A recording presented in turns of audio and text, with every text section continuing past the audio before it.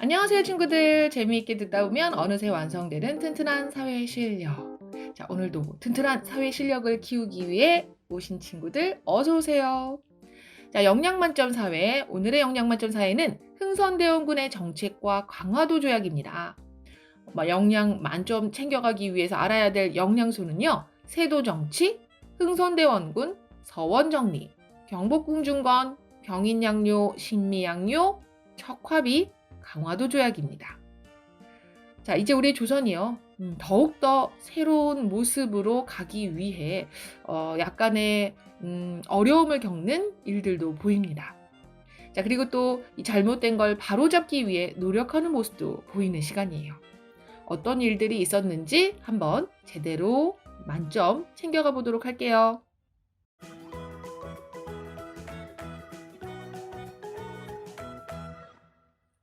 자, 우리 지난 시간에요. 영조와 정조가 개혁을 하며 나라를 새롭게 한번 바꿔나가 보고자 노력하는 모습들을 봤었죠. 하지만 안타깝게도 정조가 죽고 나서 세도 정치라는 잘못된 정치가 이루어지게 됩니다. 세도 정치는 왕실과 혼인 관계를 맺은 가문들이 국정을 독점하는 정치예요. 몇몇 가문들이 권력을 다 장악하게 됩니다. 정조 이후에 어린 나이에 왕이 자리에 오르는 일이 생기게 됩니다. 자, 그때부터 왕의 외척, 바로 외가 친척이죠. 어머니 쪽의 친척이 나라의 권력을 잡는 세도 정치가 나타났어요. 3대의 왕에 걸쳐서 60여 년간 이 세도 정치가 이루어지게 됩니다. 권력을 잡았던 왕의 외척은 정치를 잘 이끌지 못했습니다. 높은 벼슬을 차지하고 나라를 다스리는 데 이익을 앞세웠고요. 뇌물을 준 사람에게 벼슬을 주고 이런 나쁜 짓을 저지르기도 했어요. 벼슬에 나가려고 뇌물을 바쳤던 관리들은요. 그런 관리들이 제대로 백성을 다스리지 못하겠죠. 뇌물에 쓰인 비용을 도로 찾기 위해서 백성들한테 엄청난 세금을 걷어들이기도 했고요. 또 자기 재산을 늘리기 위한 목적으로 세금을 마음대로 거두기도 했습니다. 결국 세도 정치 기간 동안 백성들은 너무너무 힘들어야만 했습니다. 세금이 너무 많아서 다른 곳으로 몰래 도망가 버리는 백성들이 있다면 그 옆집이 도망간 집에 세금까지 내야 했어요. 그리고 곡식을 빌려줄 때 모래나 또는 곡식의 껍질 같은 걸 막 섞어서 빌려준 후에 나중에는 그 빌린 곡식의 이자를 엄청나게 크게 부풀려서 갚도록 나라에서 시키기도 했습니다. 자, 이런 일들이 계속되면서 백성들이 많이 어려워지는 이런 상황이었다는 걸 기억하시고요. 자, 이때 등장했던 흥선대원군 들어가 볼까요? 세도 정치와 농민들의 불만으로 사회가 혼란스러웠던 그 무렵 또다시 고종이 어린 나이에 왕이 되게 됩니다. 세도 정치를 일삼던 그런 이 외척들은 나이가 어린 고종, 저 사람이라면 우리가 마음대로 할 수 있겠구나라는 생각에 그 사람을 왕위에 앉힌 거죠. 그런데 고종에게는 아버지가 있었어요. 그가 바로 흥선대원군이었습니다. 흥선대원군은 내가 어린 내 아들을 대신해서 정치를 하겠소 라며 정치적 실권을 차지하게 됩니다. 그리고부터 세도 정치의 잘못된 점을 고치고 왕을 중심으로 정치를 운영하기 위한 정책을 펼치게 됐어요. 어떤 정책을 펼쳤나 볼까요? 왕권을 강화하기 위해서 세금을 내지 않고 부당하게 재산을 샀던 서원이라고 하는 곳을 일부만 남기고 모두 정리했습니다. 서원은 원래 유교에 대한 그 선배들의 이 제사도 지내고 또 유교 공부도 하는 그런 공간이었습니다.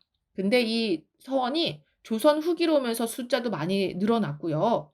나중에는 관청을 대신해서 이 지역의 주도권을 장악하고 백성을 함부로 부리고 괴롭히는 일까지도 생겨났었어요.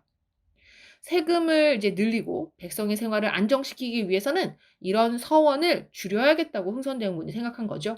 그래서 전국의 수백 개의 서원 가운데 47개만 남기고 정리를 했습니다. 하지만 이 백성의 불만을 샀던 정책도 있습니다. 실은 임진왜란 때 조선의 가장 큰 궁궐이었던 경복궁이 불에 탔었어요. 이 경복궁을 고쳐서 새롭게 짓고 당당한 왕의 권위를 보여줘야겠다고 생각했던 흥선대원군은 이 경복궁을 다시 짓기 위해서 농사철에 백성들을 동원해서 그들의 생활을 힘들게 했습니다. 또 경복궁을 다시 짓는 공사에 돈이 워낙에 많이 필요했는데 나라의 살림살이가 그렇게 좋지 않았어요. 그래서 그 돈을 마련하려고 강제로 기부금을 걷는 등 무리한 정책을 펼쳤습니다. 기부금이 강제로 걷어져서는 안 되는 거죠. 자, 백성들의 불만은 점점 높아지게 되었어요. 자, 이런 가운데 외세의 침략이 있게 됩니다. 자, 일단은 우리 흥선대원군의 이 국내에서 있었던 이 정책을 중심으로 비법 정리해 볼게요.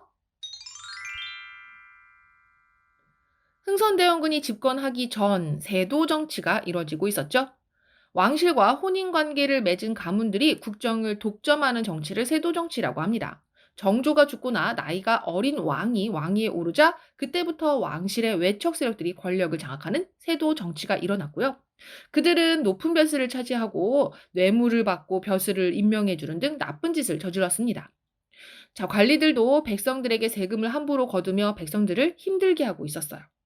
자, 이런 가운데 고종이 왕위에 오르게 되고 고종의 아버지 흥선대원군이 고종을 대신해서 정치를 하게 됩니다. 그는 세도 정치의 잘못된 점을 고치고 국왕 중심으로 정치를 운영하기 위해 정책을 펼쳤어요. 그중에 서원을 정리하는 일도 있었죠. 하지만 백성의 불만을 산 정책도 있었습니다. 바로 경복궁을 고쳐 지으며 백성들을 너무 많이 동원하게 되었고 또 함부로 돈을 걷는 모습을 보였기 때문이었습니다.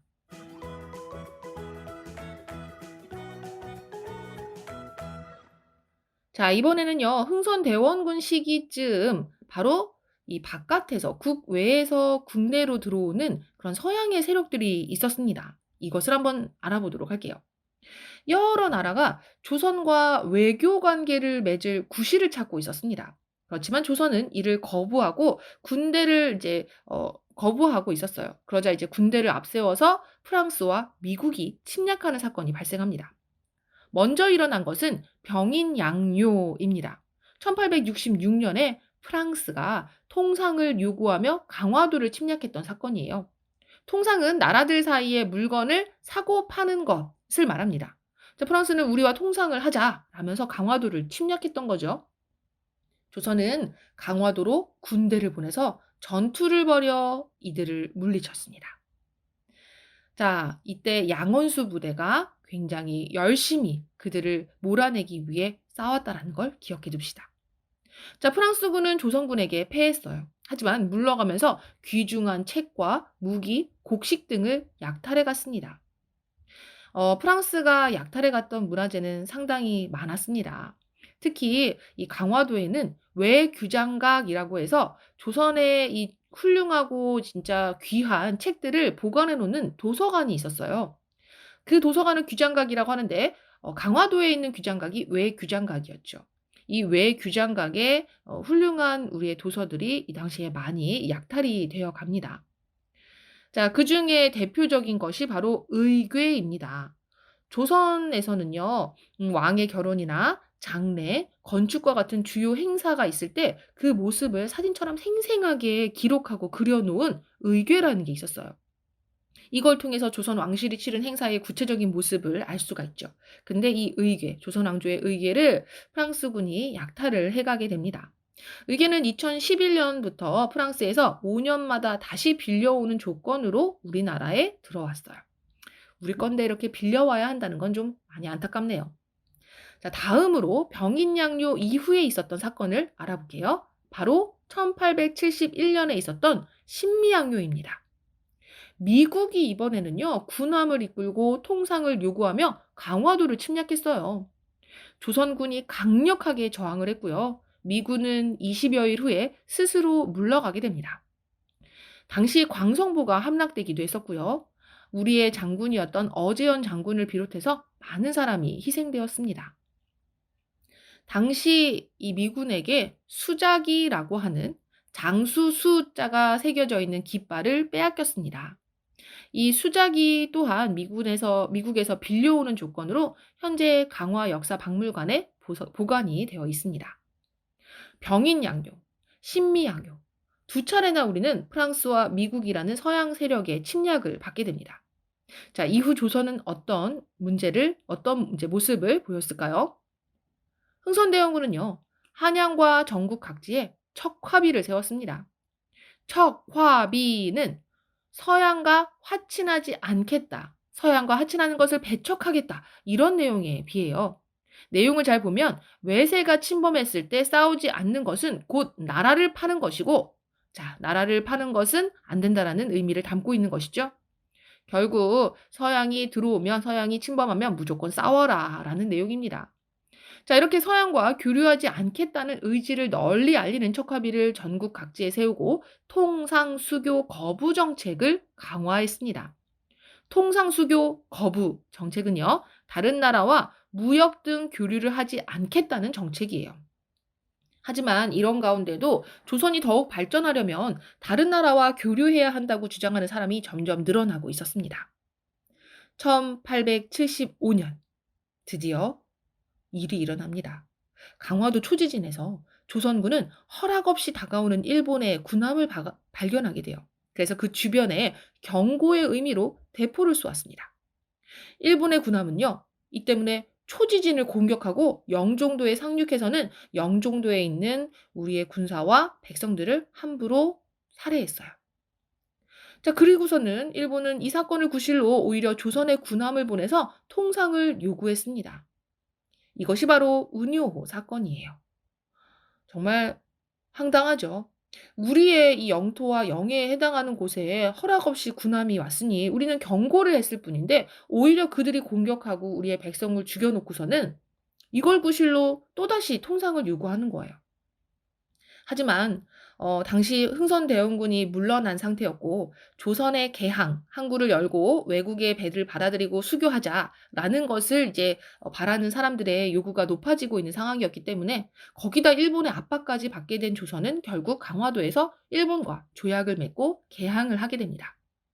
그때 맺은 조약이 바로 강화도 조약입니다. 자, 강화도 조약은요, 외국과 맺은 최초의 근대적 조약이지만 불평등하다라는 평가를 받고 있습니다. 그 내용의 일부를 한번 확인해 볼까요? 조선은 자주적인 나라로 일본과 평등한 권리가 있다. 이 내용은 괜찮은 것 같은데요, 선생님?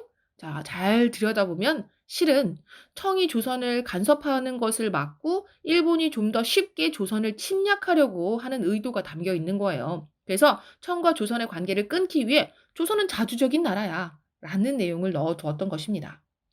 그 다음은요, 조선의 해안을 일본이 자유로이 측량하도록 허가한다 라는 내용이 있어요. 일본이 우리나라 해안을 관측해서 정보를 얻고 군함과 같은 배들이 자유롭게 접근할 수 있도록 했던 불평등한 내용에 해당합니다. 개항한 항구에서 일본인이 죄를 지어도 조선 정부가 심판할 수 없다라는 내용도 있어요. 일본인들이 조선 땅에서 더욱 자유롭게 지낼 수 있었겠죠. 이 또한 불평등한 내용입니다. 자, 그래서 최초의 근대적 조약이지만 불평등한 조약이었다는 점 꼭 기억해 두세요. 이후 조선은 서양의 다른 나라들과도 조약을 맺어서 교류를 시작했습니다. 자, 여기까지의 내용 이제 비법 정리해 볼까요? 자, 조선에 프랑스가 통상을 요구하며 강화도를 침략하는 병인 양요가 일어나게 됩니다. 자, 뒤이어서 미국이 군함을 이끌고 통상을 요구하며 강화도를 침략했죠. 이것을 신미양요라고 합니다. 병인양요와 신미양요를 겪었던 이 흥선대원군은 척화비를 세워서 통상수교 거부 정책을 강화했습니다. 하지만 1875년 이 강화도 조약을 체결하는 사건이 발생을 하게 되죠. 일본군이 허락 없이 다가와서는 우리를 공격하고 결국 군함을 보내 통상을 요구했습니다. 조선의 개항을 바라는 나라 안의 요구가 높아진 상황에서 일본과 강화도 조약을 체결하며 우리는 개항을 하게 됩니다. 강화도 조약은 외국과 맺은 최초의 근대적 조약이지만 불평등한 조약이었습니다. 자, 여기까지 우리 새로운 사회를 향한 움직임 그 두 번째 내용으로 흥선대원군의 정책과 강화도 조약과 관련된 내용들을 배워봤습니다. 세상이 변화하고 있었고 이 변화하는 움직임에 우리도 발맞추어서 새롭게 변화해야만 했습니다. 그런 가운데 시련도 있었고요. 자, 어떠한 내용들을 배웠었는지 순서대로 좀 기억을 잘 해두도록 하시고요. 자, 이제 후시 퀴즈 시간입니다. 지난 시간의 후식 퀴즈는요, 영조와 정조가 붕당 간의 다툼을 막고 인재를 고르게 등용하겠다는 그런 목적으로 시행했던 정책을 물어봤었습니다. 바로 탕평책이었어요. 자, 그럼 이번 시간의 후식 퀴즈를 내야겠죠? 이번 시간 후식 퀴즈는요, 프랑스가 통상을 요구하며 강화도를 침략했던 사건. 당시 우리는 많은 귀중한 책과 무기, 곡식을 약탈당해야만 했습니다. 이 사건의 이름은 무엇일까요? 입니다. 자, 이번 시간 내용도 여러분들 꼼꼼하게 잘 떠올려서 기억하는 시간 가져주시고요. 선생님은 다음 시간에 또 여러분들 기다리고 있도록 할게요. 안녕!